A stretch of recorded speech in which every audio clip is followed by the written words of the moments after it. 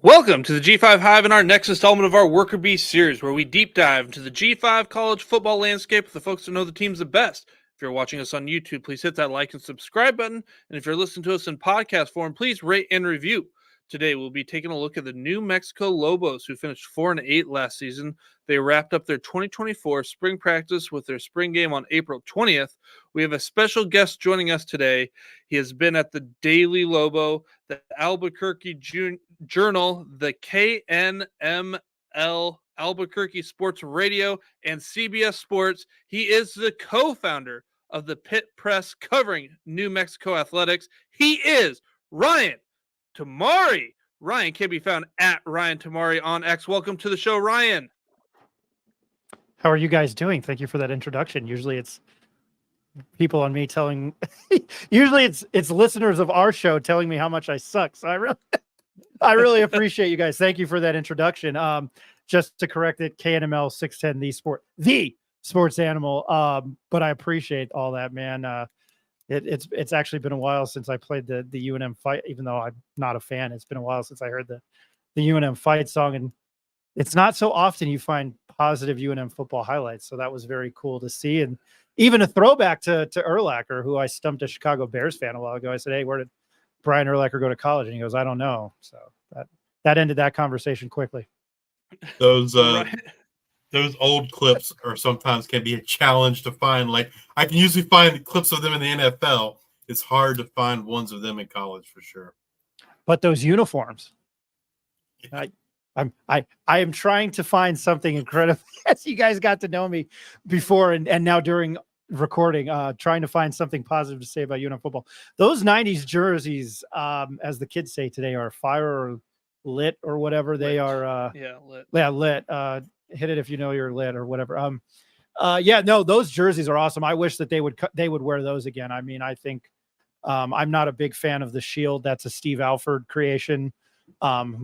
And he's not really liked around these parts, but those jerseys are awesome. I wish they would bring those back. And those were some good teams. And as I was explaining about my love for growing up, I was a bigger UNM football fan than a basketball fan during my childhood 25 years ago, which I think blows some people's minds. But even 97, Dennis Franchione, a quarterback by the name of Graham Lee. They had Pascal Valls, a wide receiver, and then they had a guy named Brian Urlacher in the secondary who wasn't linebacker here and was returning punts. I'm sure you guys are aware of that. But he was those team 97. They won the division. So don't know where I'm going with that, but there were some good times. But man, those jerseys, I wish they would bring them back. Well, Ryan, why don't you tell us a little bit about yourself? What led you being interested in sports journalism and ended up, covering the New Mexico Lobos? So my dad got me into the love of baseball. I love baseball. It's 1B, 1A. I love college football. I'm a big NFL fan. I have one tattoo, and it's for my National Football League team because it was a bet I won/lost.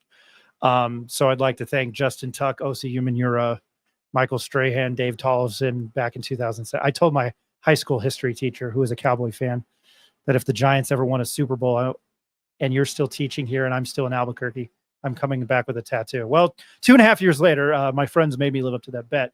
But anyway, my mom is a big college football fan, so I get my love of sports from my mom and my dad. This apple fell far from the tree. My dad was a PhD candidate who wrote his own patent. And I tell this story all the time. If you've ever seen the movie Ghostbusters, Dan Aykroyd Bill Murray asked Dan Aykroyd, you know what a patent clerk makes? My dad was an incredibly intelligent guy. So my joke is, this apple fell far from the tree. I hated math, so I don't know. I loved picking up the newspaper. It was a big thing of mine. I loved picking up the newspaper. And at the time, when I got geared towards print journalism, not broadcast journalism or whatever it is today, it's just online. Albuquerque had 2 newspapers. They had the morning paper, which is what I worked for, the Albuquerque Journal, and then the Tribune. And that was an afternoon paper. So I got both. I never really liked writing, and then somehow found my way doing it in college. But I had an English teacher in high school who was also wrote for Stars and Stripes. And I'd mentioned, I wanted to do something in sports and journalism. And she mentioned print journalism. So I went that avenue, was going to go elsewhere with college. Life happens, things happen. My dad passed away my junior year, and I had another death in the family on the East Coast. So I worked and went to community college part-time for 2 years and then transferred over to UNM. And I will say this, I would have never had the experience covering Division I athletics like I did at UNM. I mean, would I've liked to have been at Wisconsin or A&M, you name any of the big schools. My family went to Rutgers. Even to go there, I would probably want to go to Rutgers. I might be the only crazy SOB in the world, but I loved what a newspaper was. Not just sports journalism, having that's printed every day and you can pick it up, and hard work went into it the day before, the night before. But I had I met a guy playing flag football intramurals, and he introduced me to my friend Isaac Avalusea, who is now who at the time was a political reporter for the Daily Trentonian in New Jersey. He ended up there in all places. Then he covers city news and politics for the city, for Axios Media in Philadelphia. And, I was the nuts and bolts guy. He did investigative work. And then I covered, I went to the games. I call it nuts and bolts. I went and wrote features, previews, gamer recaps, game previews. And I enjoyed that. I had the luxury of being in the pit and covering a Steve Alford-led basketball team that went 30-5 and went to the second round of the NCAA tournament in 2009, 2010. Many people don't in college, I don't think, have that luxury. For your listeners, I know we're talking football. New Mexico is a basketball state. UNM is a basketball school. So is NMSU. Trivia question: who's the last team to beat UConn in the NCAA tournament? I don't know if you're looking like you're pondering, but New Mexico is a basketball. I was going to say New Mexico. New Mexico State. Okay. In the first round in 2022. Yeah. Not UNM. So I'm just confusing you guys and the listeners.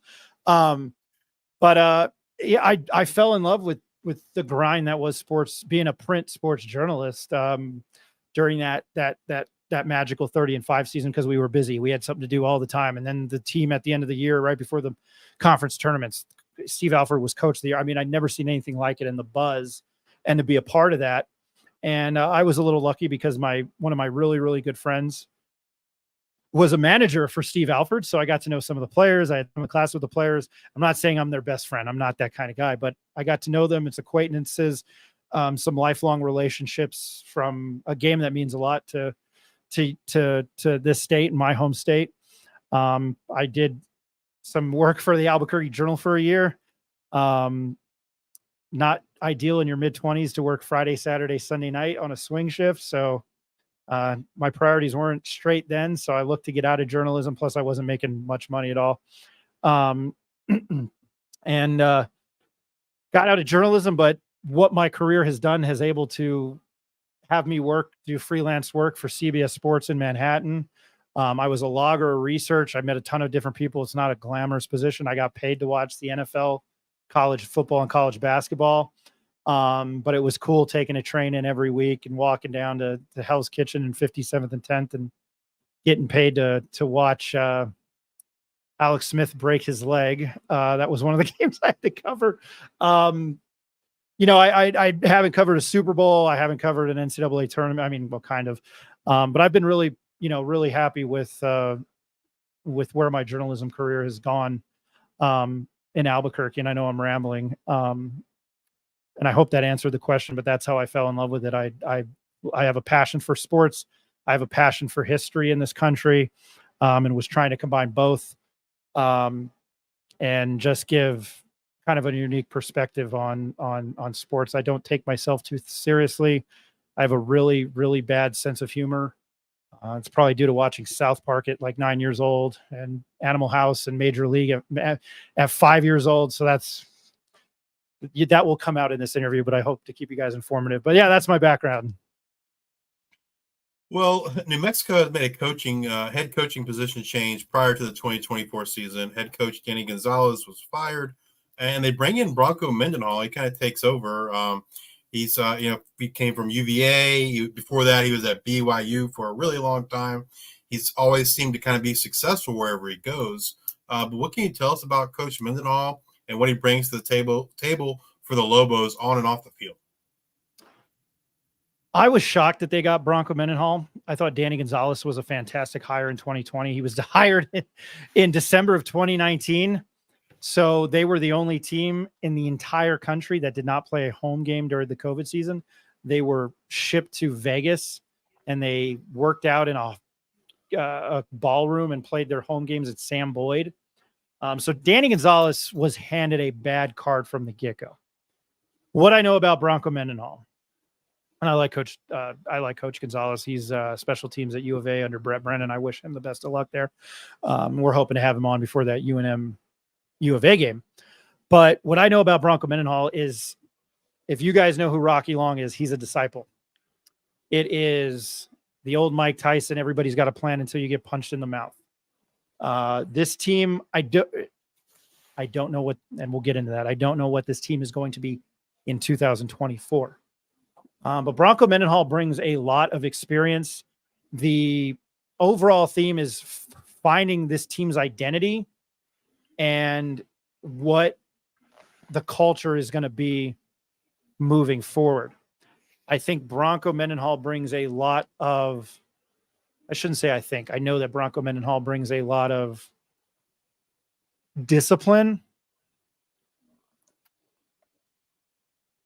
brings a high football IQ, even though I really hate saying stuff like that. He's very knowledgeable. I mean, 16 or 17 bowl games out of his entire coaching career. I think 1 year he didn't go, which would have been his first year at UVA, I think, going 2-10. But he's been here. He was a defensive coordinator in the late 90s under Rocky Long. He knows the area. I think he brings a little bit of expertise. He's kind of an outdoorsy guy. Albuquerque is a much bigger city, and Santa Fe, the metropolitan area, is much bigger than I think people realize. But there's still a lot to do outdoorsy here. He was in Montana before Mountain West Conference football media days. I guess, breaking in horses, or I'm not New York City. I don't know what you're doing there, but he was doing something with cattle or horses. So that's the kind of guy he is. I think he's hard work and that kind of cliche that always a lunch pail kind of guy, I think that's what he brings. What he is going to bring on and off the field is discipline. I know I mentioned that talking to you guys prior to hitting record. UNM was first or second last year in penalties. I can't remember. They were up there with Colorado. So that's going to change. Hard work. We've talked to several players. I've talked to several players the last 2 weeks that they will be the hardest working team, not only in the Mountain West, but in the country. They are going to outwork you. They think there's a sense of feeling that they're probably not going to win every game. Obviously, you're going to go into every game thinking you're going to win. But I think that they are taking themselves pride in hard work and doing the right things and trying to be not only with the off the field answer. And Bronco mentioned it at their first, with media availability after his first practice, was it's just not about football. It's about preparing. I make fun of these cliche things, but maybe I wish I had it in my life earlier, but preparing these men, to embark on the world, whether it be in a football career where you're going and coaching, or you're just out in the real world, selling insurance, getting married, having 2-3 kids. That's what Bronco, I think Mendenhall is bringing. But there has to be a vast culture change at UNM if they want to get this thing jump started again. Well, with the new head coach, it usually means new coordinators. The Lobos are no different in that regard. Coach Mendenhall appoints Jason Beck as his new offensive coordinator and QB coach. He was previously the OC at Syracuse. Do you know if Mendenhall or Beck's going to be calling plays here in 2024? And can you describe the kind of offense that you think you're going to see here in 2024? So, to make very quick to your listeners, the media, we don't have much access to the practices. It's practices about an hour and a half, out of 45 minutes, and you're you're essentially asked to leave. And if there's interviews, you have to come back after practice. I've never dealt with anything like that at UNM. It's a little bit bonkers to me, but he's the head coach. It is what it is. My understanding, I think, of what I've heard is that Jason Beck will be calling the plays. I think Bronco Mendenhall is more of a defensive kind of guy. That would be his focus. Again, that could change just from everything I've heard. The offense they're running is trying to get the ball out of Devin Dampier's hand as quick as possible. So it could be, I guess, pro style spread, go, run and shoot. I don't know. The offensive line has a lot of overhaul. It was a very good unit last year. This team has 65 new players. During spring practice, they only had 65 kids in pads. So you're looking at an overhaul of culture. I don't know, and maybe Bronco Mendenhall knows it. This year might be a mulligan to get this ship turned around. Devin Dampier is a special player, though. I would think it would feature him, Andrew Henry. There are some talent at wide receivers. Caleb Medford. They got a new kid, Sean Miller. He transferred. Luke Weissong is a speedster. There is some talent there. It's just, can the offensive line protect them? Well, let's start talking about some of that talent, and it kind of starts where it all starts on offense is that quarterback. And last year starter Dylan Hopkins has graduated, leaving the aforementioned Devin Dampier to take over. Last season, Dampier came on quite a few times on in relief and playing for injured Hopkins, like in the Wyoming game, nearly led them to a comeback in that game. We saw some of those highlights in the introduction video.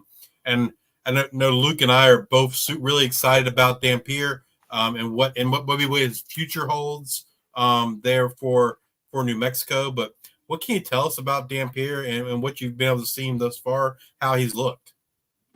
Well, he's a sophomore, and I forgot that he came in during that Wyoming game, but I was at his first career start, which was, out of all places. Now, when you're thinking Mountain West Conference football, you're thinking, where's the big bad place to go? And it's Boise State, and it's Albertson Stadium. Dylan Hopkins didn't make the trip. He had flu-like symptoms. So we found out right before the game that he got the start. Poised, calm, cool, collected. He led the Lobos down the field on the first drive. I think they scored or they kicked a field goal. I mean, he looked like he had been playing college. He looked like a veteran. He's very smart. I know that. He's a pleasure to talk to. That Phil General mentality, he has that. He's a natural born leader. You've got Andrew Henry, somebody that's a senior. Listen to this guy. Caleb Medford, who's been around. I mentioned the guys he's working with. They listen to him, and they know what kind of special talent he is. And I think the team will probably go as he goes. He's athletic, he's agile, he can throw the ball, and he can run. So, Dylan Hopkins, that you brought up his name, he was probably the best quarterback that UNM had since Donovan Portery, which you're going back 16, 17 years. And there were times where he looked really flashy. Brian Vincent was the offensive coordinator. He's now at the University of Louisiana Monroe. But they did some, he and Ja'Cory Krosky-Merritt, the running back, who was an honorable mention All-American. He had some weapons around him, so that for the first time in a long time, you had a quarterback that looked like a quarterback. And Devin Dampier kind of fits that bill. I don't know. I'm going to probably be incorrect in this comparison. I think I've heard Vince Young. I don't think he's as tall as Vince Young. But that, like the accolades and the skill set, I think is what probably the first thing that comes to my mind. I could be way off on that, and I could have somebody who's, knows the X's and O's of football more than I, that says that's probably not the case. But they look up to him, man. And I'm going to say it again. He's a sophomore, but he brings a whole new dynamic to that position that they have not had in years. And even during Mike Loxley's era, they had some playmakers at quarterback. It was just never utilized properly, maybe coaching. But he's a special kid, and I hope he can stay here, with NIL. That might change, but I'm looking forward to watching him, and I hope they can keep this team can keep him upright. Let's move over to the running game. They take that big hit with Ja'Cory Krosky Merritt heading off to Arizona. He was their workhorse back in 2023. Andrew Henry returns from, the 2023 squad, and they add 3 transfers, 2 in the winter, 1 post-spring. What should we expect out of this running back room here in 2024? Well, they have to replace Ja'Cory Krosky Merritt. We mentioned that. They had quite a running back room last year with Andrew Henry. Ja'Cory Krosky Merritt's nickname was Bill from the Bill Cosby show, Little Bill, because apparently he looked like him. So they called him Bill. And Andrew Henry put $1 in his pads. So it was Dollar Bill, was the better than thunder and lightning. So I appreciated it. And Andrew Henry's a pleasure to talk to. We recently interviewed him, and he was great. Talking about how he can score. I probably have the soundbite on my mixer. I don't know if you guys can Jet hear. sweep, quick screen, inside zone, outside zone counter. You give me the ball, I'm gonna score. I just love that. I hope you guys could hear that. But he was like, "Give me the ball, I'm going to score." So really, like my buddy Rick, who joins the show, was like, "I love that guy." Andrew Henry has shown a lot of confidence. I think he is definitely the number one. And again, you're dealing with, I don't want to say I don't know. But that's the way Bronco Mendenhall, the way that this hurricane is forming in preseason or fall camp, because I don't think he wants anybody to know. But I think Andrew Henry brings a lot of veteran leadership. He's been there. He's done that. I forgot where he transferred from prior to I think UL Monroe.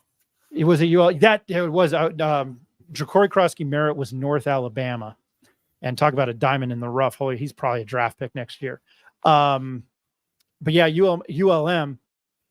He's been there and done that, and this is his. As we talk to him, this is his lineage, where, of course, he wants to go out a winner, but he was also kind of talking about like it starts with me, and it starts with Bronco Mendenhall in rejuvenating this program. UNM has kind of been known for their running backs, at least in my lifetime. I was telling you guys, Dontrell Moore, and when Bob Davie was here, they had a 3 running back attack: Casey Carrier, Daryl Chestnut. I don't know. They had like 3 or 4. Lamar Jordan was the quarterback, who's related to DeAndre Jordan. I mean, he was a phenomenal athlete. So, again, what can we expect out of this? I think this running back group, they have a transfer from Iowa State, Eli Sanders, Javen Jacobs, who played with Donovan Dampier. Hopefully they'll probably get a lot of, they're getting a lot of reps in practice. Again, with that viewing window, what I've heard is that's what they've been doing. But it's always kind of been a running back by committee. I think Andrew Henry will get a grunt of the rushes. I hope Devin Dampier is not running for his life, but I think that what you will see, don't know who it's going to be. I think you're going to see a lot of these guys in the running back room probably see action, and to figure out who they've got and what they've got, especially if these guys have eligibility left, with Andrew Henry being a senior. All right, let's move over to the wide receiver room, and that room will look a little bit different than it did a year ago. But they bring back their leading receiver in terms of yards, Caleb Medford. They return Ryan Davis, Luke Weissong. They do lose Jeremiah Hickson, DJ Washington, Andrew Erickson, and Deuce Jones. The guys gone accounted for just shy of 1,300 yards and about 45% of the receptions in 2023. How did that wide receiver room look so far, and is anyone standing out to you? Caleb Medford always stands out to me. These are two guys that I've recently talked to, so I've got a little bit more of an input with them with what I have and haven't seen it. UNM's practice that they're, running this joke into the ground, protecting the plans for the Death Star, or getting ready for Georgia in the national championship game. I don't know. There's a level of paranoia that I've heard with Bronco Mendenhall, but I don't know. Can you blame him? He's got a job to do. Caleb Medford is a big dude. I like him a lot. He's got the experience. You showed, I think, him making one of those receptions. He had a really good Wyoming game. I have heard that him and Dampier have had a lot of reps post-practice. They work their route running after practice. I think Luke Wysong is occasionally there. I'm very excited for Luke Wysong. The Wysong family is a Lobo football lineage. The uncle, his dad played here. Very, very talented, I think track athlete. And I think he did that. But again, speedster, he returned a punt against Maine 2 years ago. I mean, you put him in space and he is very dangerous. And I think, as I was telling you guys before we hit record, this might be their most talented room. I'm sure if I said that in front of Andrew Henry's face, he'd probably punch my face. But I think that between Luke Wysong, I've heard good things out of Sean Miller. Again, you're coming from Illinois. I think these two guys are probably going to be the biggest factor if they can stay healthy. Luke Wysong is coming off an injury. He missed a majority of last season. I don't think just his family, but I think Lobo fan, being that he's an Albuquerque metro area guy, the history of his family playing at UNM, I think he's probably next to Devin Dampier might be the face of the program as far as players go. I'd love to see him bounce back and have a great year. I think that would be huge. Again, he's somebody, if you get in space, things are going to happen. Again, I look at their schedule. If they're healthy down the stretch at Colorado State, you're playing.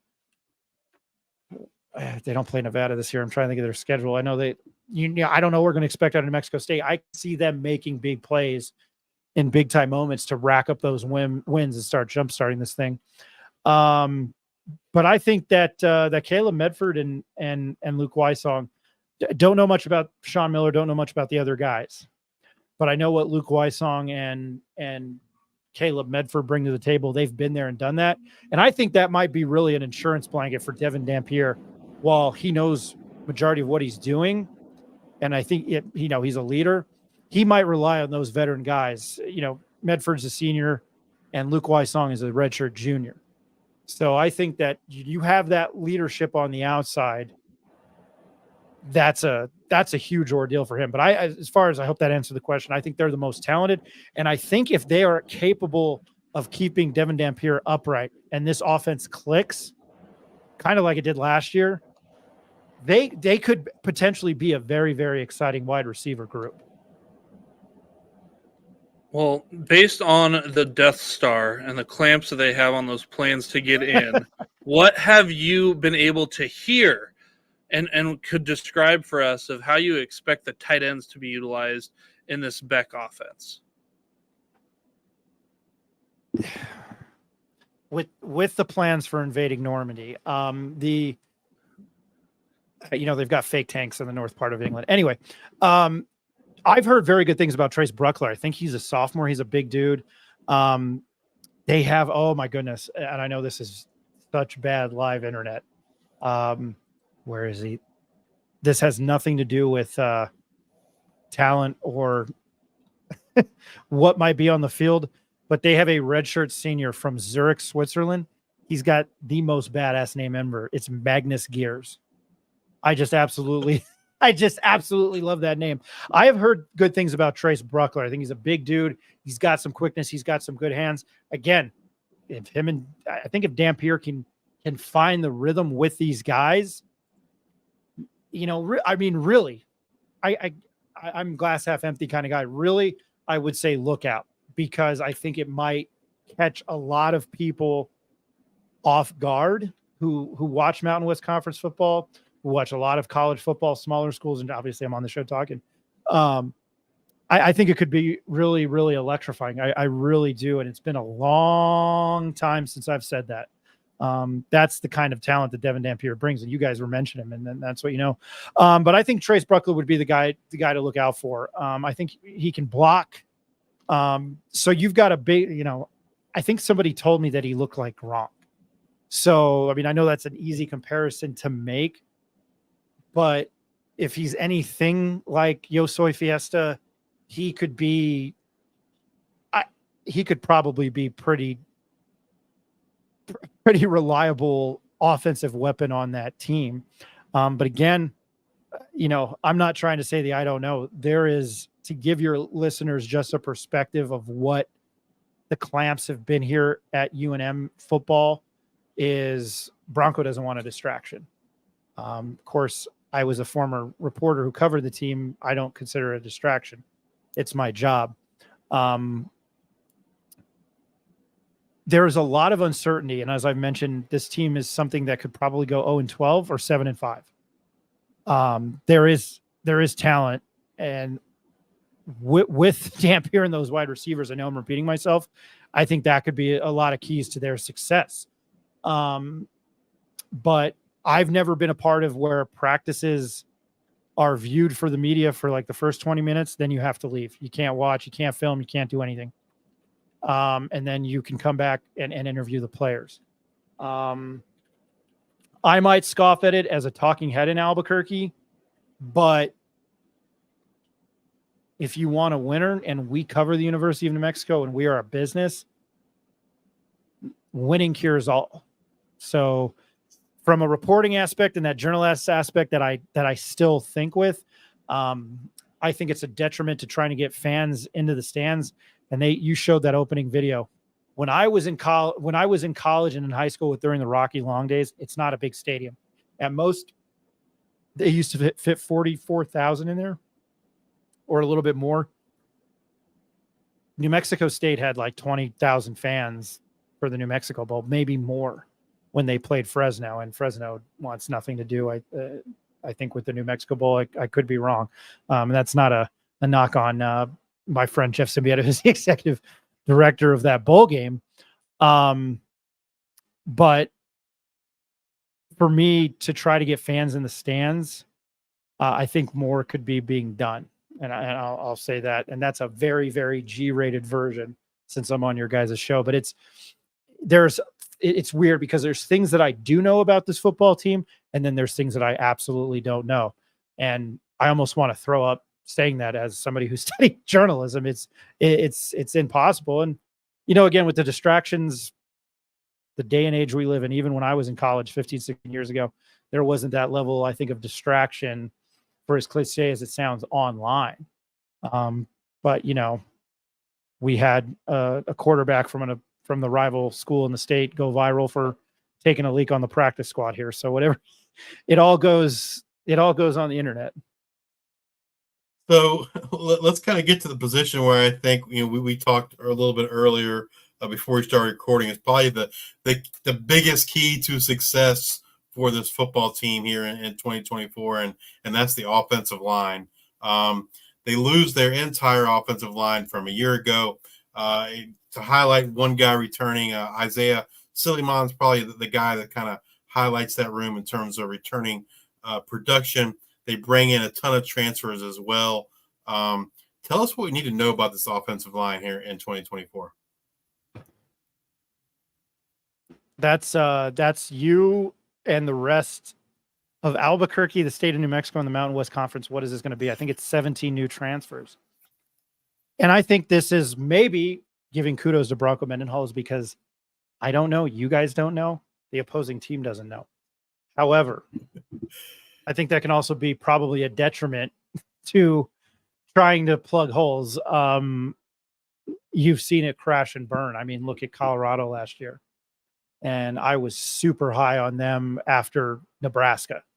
And that thing blew up. Both engines on both wings blew up immediately. And I didn't place A lot of another smoke bet and on them. mirrors. Yeah, a lot of smoke and mirrors. This will be the key, I think.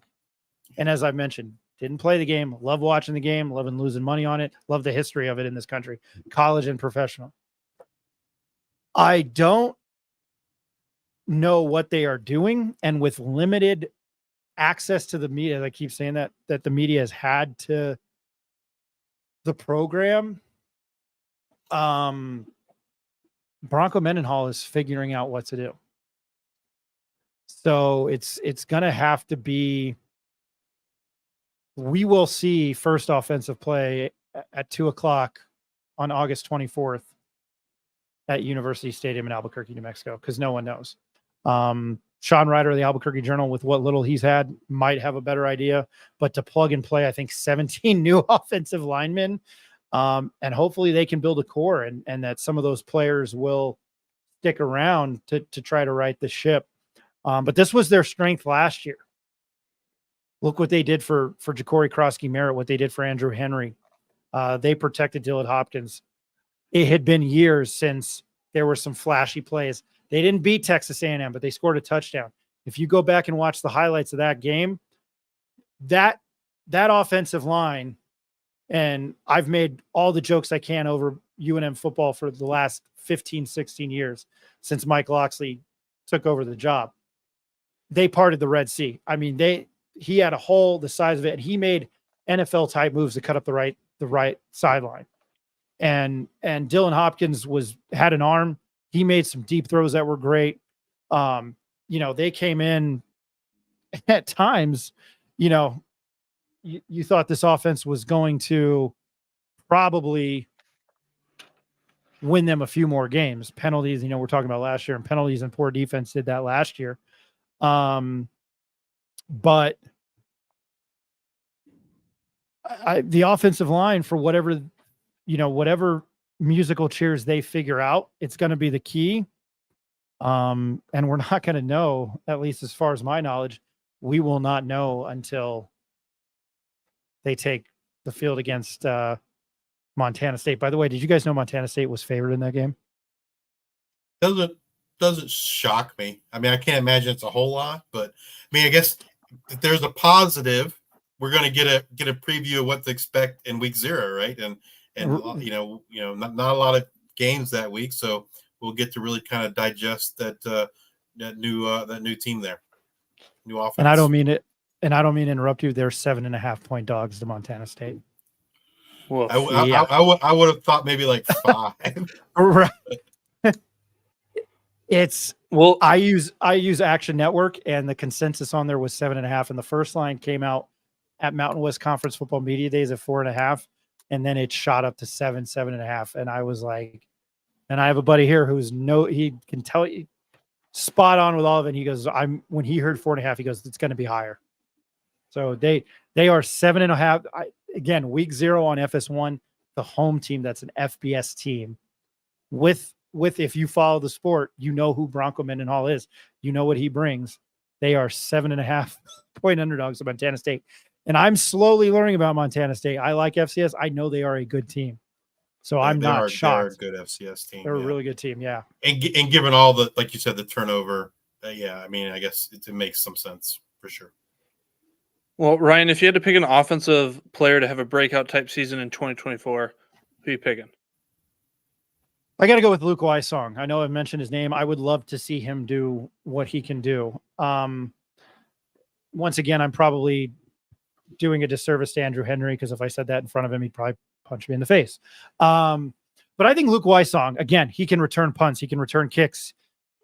You can use him, in space as a running back and sweep, pitch, get the ball in his hand, get people in front of him. I think he's a very electrifying player. And I think that he is itching to get back on the field, being that injuries have slowed him down. I would love to see him and Devin Dampier do some big things. I think he is truly a big player. He's truly capable of being a big time player in games. And I think if he's going off, then you have to watch Caleb Medford. I think the two of them as a 1-2 punch could be very dangerous. But I'd have to choose Luke Weissong. I'd love to see him have a good year. Somebody compared him to a Julian Edelman. Compared him to a slot guy, Wes Welker, when he's not dropping passes against late in the fourth quarter there. But I would love to see him have that kind of year. I think it would be really good for a local kid with everything that this program has gone through. For him to have a really big bounce back year. All right, let's move over to the defensive side of things. And as you might expect, there's a new coach leading the way for the Lobos there as well, and that is Nick Howe. He comes to New Mexico from Vanderbilt, where he most recently served as their defensive coordinator. What style of defense can we expect to see here from Coach Howe? Well, everybody's going to get a history lesson again, and I'm not going to answer the question. Rocky Long was a 3-3-5. It was known as the Pac-12 killer. He did it at San Diego State. He did it here. 19, 20 years ago, the Lobos went into Missouri, beat the crap out of them. Mike Leach came here with air raid, held him to 24 points. Those were the things that Rocky Long were doing. Bronco Mendenhall is a disciple of that. And I didn't really mention, Jason Beck and Nick Howe have come from Bronco. They were with him at UVA and BYU. This coaching staff is a lot of guys he's worked with. Don't necessarily think they're his friends, but they've worked with him. I have not seen the defense practice. My understanding is probably not a 3-3-5 because it did not work last year for Danny. It's a defense that has kind of played itself out of football from everything I've learned. But this was a team that gave up 35 points last year and had costly penalties at inopportune times. So I can tell you from somebody who watches this team every week, my personal opinion, I don't care what their defense they're playing. No penalties and try to not give up as many points. Try to help out that offense. This was a defense last year that had, I think they were up pretty big on UMass at half, and they gave the lead right back to them. There were no halftime adjustments, and the defense looked like it could not stop. Sorry for the cliches, a nosebleed. UMass had some talent, but probably the same level. But man, it just was, from somebody who has watched this over the years, going back to Rocky Long, be a defense, a team that set the tone defense. We always have former players on our show, on the Pit Press Live or the Pit Press podcast. You can find us on Twitter at the Pit Press NM and on YouTube at the Pit Press NM. Eric would kill me if I didn't do that. See, that's how I'm still a prank guy, because I forget to say those things. They might, we talked to Ian Clark, who was a safety. He's from Albuquerque. Later on tonight, we're talking to a linebacker who played during the Rocky era when they were good, Mike Mahoric. They might not have beat you, but you sure knew the hell you played them, and it might have hurt your chances of winning next week. I've heard 2 former Rocky Long players say that. I think that's the mentality I want back here at UNM. You can have the Andrew Henrys of the world.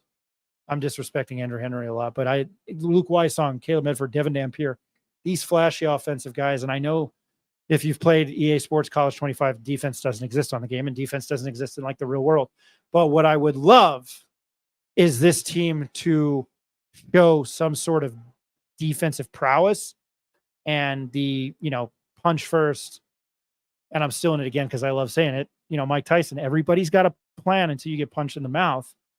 And I would love that defense to have this, because Danny Gonzalez had that mentality in 2021, 2022, but the offense was so porous and bad to where I don't even think they couldn't even get a first down.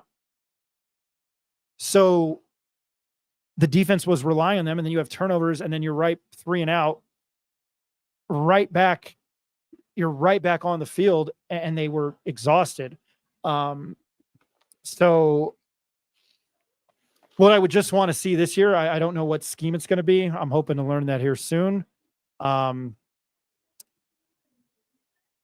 it's just more discipline, which I don't care what you could be the 2000 Ravens or the 85 Bears. And if you're not disciplined, you're still probably not, I don't know. The Bears probably could have still won games, but I don't think you're going to win much when you're not disciplined like that. And they weren't even disciplined in coverages. They got burnt a million times, and Danny Gonzalez was a special teamer and played in the secondary. So, as much as I love Coach Gonzalez, go figure on that one. Well, Ryan, let's move over to the personnel that's going to run Coach Howell's defense, and let's start there with the defensive line. This line is highlighted by the return of their sack leader from a year ago, Kyler Drake. And if I'm counting correctly, it looks like they bring in about 6 transfers. What are your expectations from this defensive line here in 2024? Well, you've got Kyler Drake, and then you've got Gabe Lopez. So there's some senior leadership on it. Gabe Lopez played it in the Pac-12. He's a Washington State transfer. He knows what's up. Again, with a lot of the transfers, the 2 staples I know that are Gabe Lopez and Drake Taylor, but and Cy Riley is a friend of ours, and he had to unfortunately, I think, retire due to injuries. But this was a team that I don't think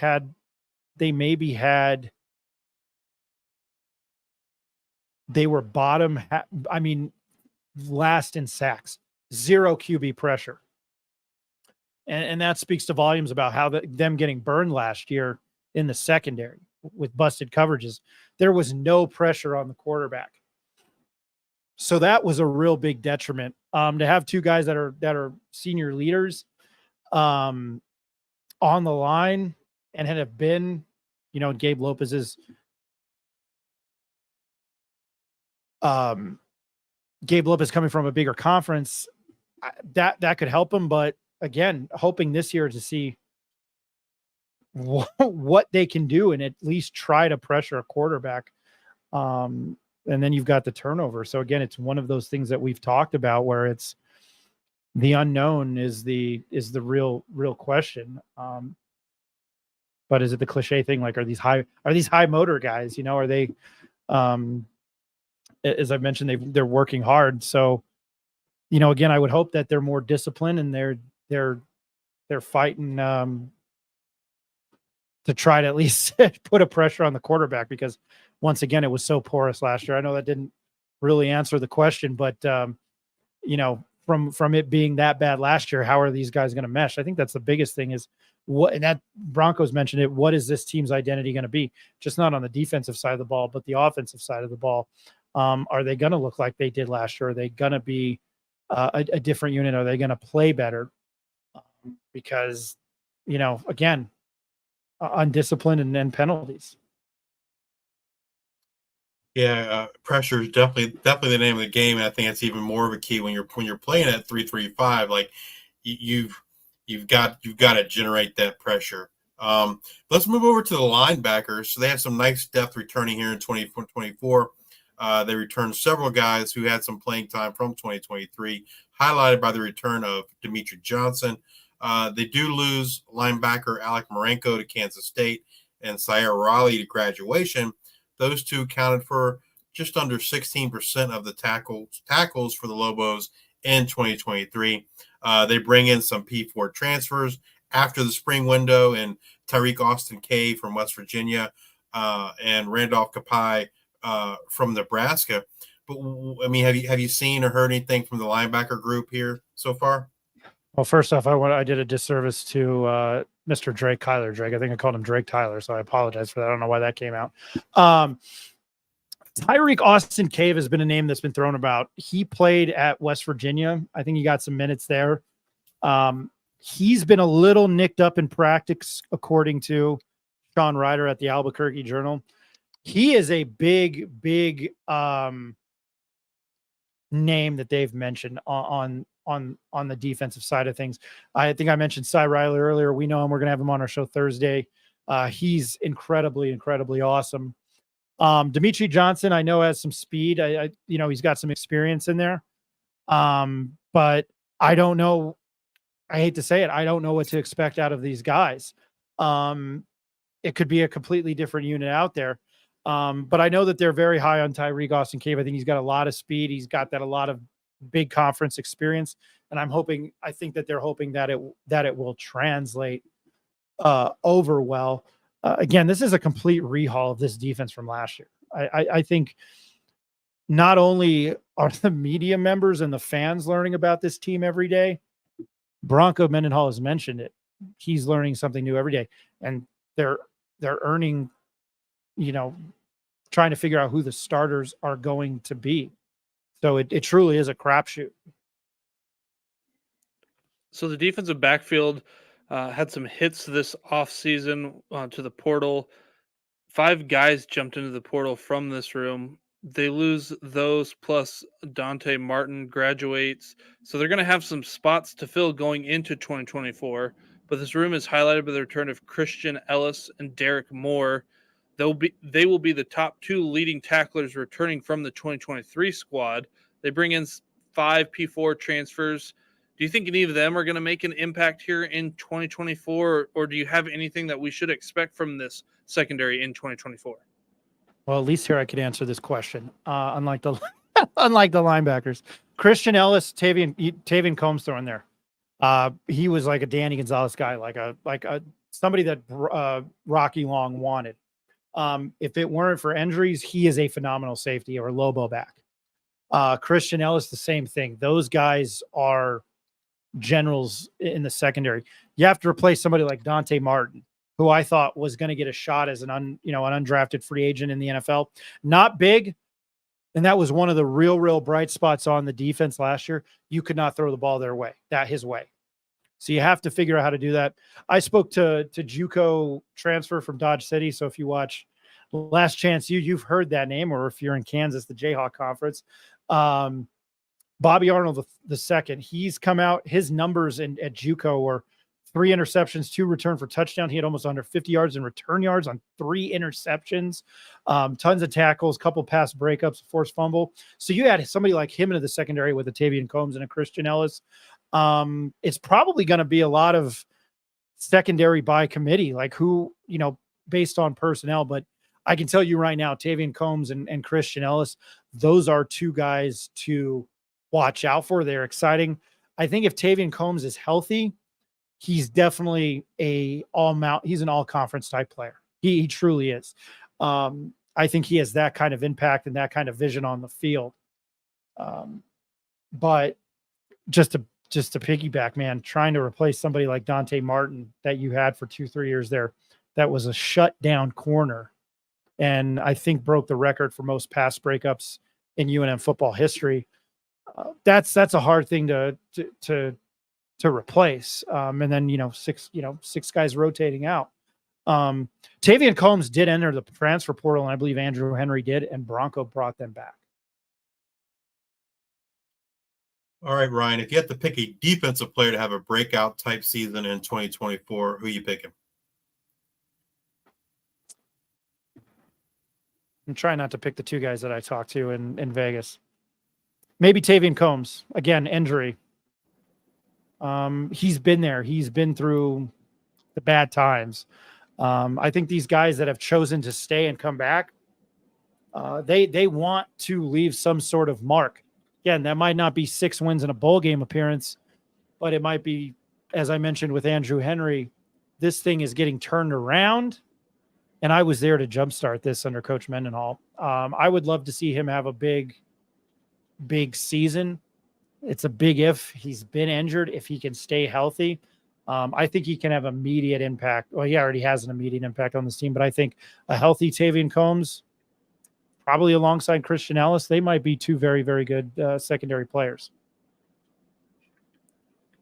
Well, with fall camp starting up, which position group or groups do you feel is the most concerning, given all that you have been able to gather here for this Lobos team heading into 2024? I hope I've done a good job during this interview because of the amount of how much we try to figure out how to talk to on my show, our show, and the unknown. I think trying to put this team together is like an unsolved mystery, and all my bad pop culture puns. This is the easiest question you've asked me, and it's the easiest answer. What in the expletive is going to go on with the offensive line? That is the most concerning. I think if they're not suitable and Dampier gets hurt and he's out, this might be it's already always long seasons with UNM football. If they lose to Montana State on August 24th, the first question at 5 o'clock is going to be, when does basketball season start? The offensive line is the key. Probably defensive line too, because they didn't hit any quarterback last year. That's where it all starts. There are no Tom Brady's, Joe Montana's, Peyton Manning's, Jerry Rice's, Barry Sanders, Emmitt Smith's of the world without offensive line. So to me, linemen, but to me, it's the offensive line and defensive line, because if you can protect and pressure the quarterback and again, be disciplined, this is probably a whole different team. What would you say is the main strength of this team? Okay, now you threw a curveball at me. I bet if you asked Bronco Mendenhall yourself, he would know. It would be Devin, but all jokes aside, it's Devin Dampier. Just the pure amount of talent. Like I mentioned, the running in my long incoherent. What's the joke from Happy Gilmore in your long incoherent ramble? I learned nothing.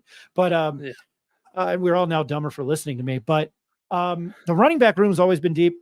It's Devin Dampier, and I think it is the wide receivers. And I know I stress that enough, and it sounds like I want to take these guys out on a date. I'm telling you again, Luke Wysong and Caleb Medford are talented guys.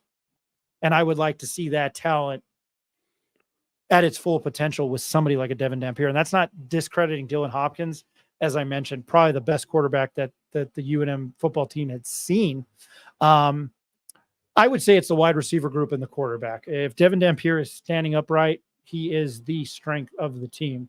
And it would be nice to put a face to this program for the first time in many, many, many years. I don't know, the last time you had a big profile player here, it's probably Dontrell Moore. It's probably Hank Baskett, who had a phenomenal college career here. He was fantastic. He made great plays. Probably more known for marrying Kendra Wilkinson and flubbing what is called ambush in Super Bowl 44, the onside kick. That was him, and that was like the epitome of UNM football. That it happened in the Super Bowl. But I don't know where I was going with that. Anyway, it's the wide receiver group, I would say, and Devin Dampier. Well, when it comes to the recruitment of new players and the retention of existing players, you kind of mentioned some guys hopped in the portal. Mendenhall brought him back. Bronco Mendenhall brought him back. And then you've got like that offensive line you mentioned, bringing in so many guys. How have you seen NIL and the transfer portal impact the Lobos? This is a question I can answer as a journalist. I'm going to name somebody that you guys don't know, but his name is Kurt Roth. And Kurt is the president and CEO of 505 Sports Venture Foundation. That is the NIL collective here at Albuquerque. He has worked very, very well with Richard Pitino on the basketball team. And I talked to Kurt last year before A&M, and they wanted him to go because, he brought in Ja'Cory Krosky-Merritt, Dylan Hopkins, and he was like, I don't want to go to Texas A&M. They're going to get killed. We talked to him about a month ago talking about NIL, and we talked about football because I don't think a lot of people in Albuquerque know. You guys probably know Bronco Mendenhall is an A+ hire. But he has worked with not only having basketball succeed, but football. He is working very hard. And he is a really well-known guy, and he's really well-liked in town. And I didn't finish the story where we were talking to him, and he was like, I think they can win 5 or 6 games this year. My head almost exploded. I was like, this isn't the same guy. And he's a New Yorker. He's from Long Island. He's my kind of guy. But my head almost exploded when he said that. But they work really well, and they've had much success with the basketball team. I don't know how deeply you guys follow basketball. There were some pretty good transfers here. And for as much as I, poop all over UNM athletics, and they acted like they won the World Cup when they won the Mountain West Conference tournament last year, only to get shellacked by Clemson.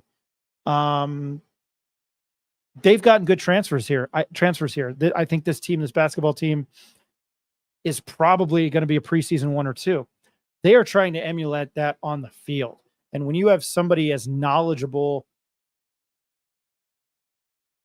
and done what he has accomplished in college football, like Bronco Mendenhall, I think he and Kurt can really do a good job. But Kurt is fantastic. he bleeds UNM. I don't know how he ended up out here from Long Island. He's a super rich dude. He's got financial, he's got real estate in the financial district in Manhattan, but he works very well. And I think that's I hope I answered the question. He is a key part of the UNM football success. And a side note, and I'm not going to get into the whole spiel about this. When you walk in the north side of the football stadium, it's nice. It's nothing special. It's nice. The rest of it, it's not a dump. It just doesn't look good.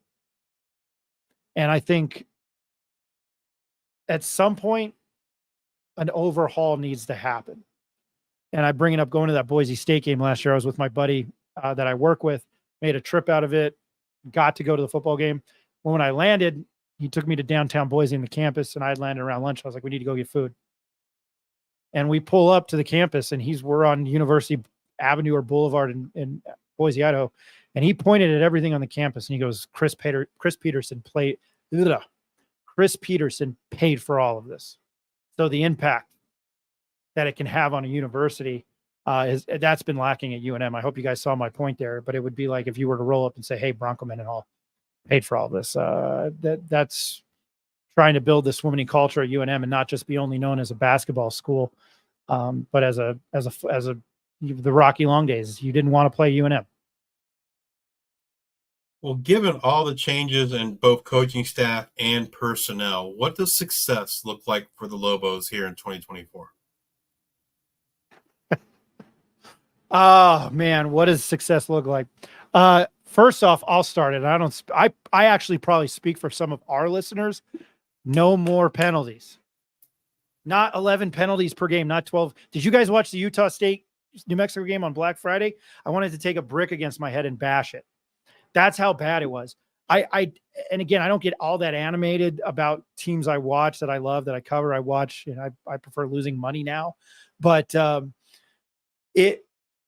success for me would be a more disciplined team, better defense, not giving up the big plays, but just those penalties. I think the ceiling is the limit. I don't think many people have expectations, as I've mentioned. There are those around the program, and I'm around it. I'm not around it as much as I'd like to be. And I couldn't believe I heard my friend Jeff say it on his sports talk radio show it's not at CBS Sports Radio anymore. It's Xfinity or whatever they did. I don't know. And he said that, and I said, I didn't want to come on your show, and I don't know. But if there's one program in the country where I truly think we don't know, it's UNM. I know you guys mostly talk Group 5, but you know what you're going to get out of Georgia. You probably know what you're going to get out of Boise State. You probably know what you're going to get out of the MAC. You know what you're going to get out of Liberty. You know what you're going to get out of some of those conferences, the Sun Belt. I mean, you know what you're probably going to get out of App State. Even though we're going to get out of Kennesaw State. They're not going to be good. I think with what the program has been, with the turmoil it's been through, and then you bring somebody in like Bronco Mendenhall, it's truly an unknown because he's an incredibly accomplished college football coach. I mean, nobody talked about UVA football. They hadn't beaten Virginia Tech in 15 years until 2019, and they did that there. And I think that's why the I don't know is such a big, and then, the limited access. I don't know. Sean Ryder, the Journal, doesn't know, and he's a phenomenal reporter. But if they were to win 6 games, that would be incredibly successful. I mean, they won 4 last year, and as I mentioned earlier on the podcast, they were probably 5, 6, 7, 8, 9, 10 penalties away from being 6-6, which is bonkers when you think about it. It's not even a turnover; it's penalties. But I think that just a more disciplined brand of football, something where you're not getting beat, by a billion. But if you guys have looked at their schedule, they're underdogs to Montana State, as I mentioned, who's one of the better FCS programs. So you have that confidence. I was just talking about this the other day, and I'm going off topic. You have this confidence. This team is portraying confidence, but you open up against Montana State. Then you go to U of A, and your former head coach, who lives and breathes and dies UNM football, is on that team. Then you got to go to Auburn. I don't think Auburn's losing to 2 New Mexico teams in back-to-back years. Then you get Fresno, you get New Mexico State. We don't know. New Mexico State's going over an overhaul. And the schedule gets a little bit lighter, but then you get a pretty good Washington State team here. The schedule is, and Air Force always seems to have their number. Wyoming's going to be good. The schedule is just, I don't think it does them any favors either. Well, Ryan, is there anything else you think that we should know or that you care to share about this 2024 New Mexico Lobos football team? Oh, I'll get in trouble for this one. In years past, I would always say take the points on the opposing team. It would be a gambling aspect. I would say, as I mentioned, 7.5 point underdogs to Montana State. I'm on the verge of taking New Mexico plus 7.5. They are minus 30 to U of A. I would probably take UNM to not cover that game. I'd take U of A minus 30. I don't know what the line is on Auburn. I haven't seen it.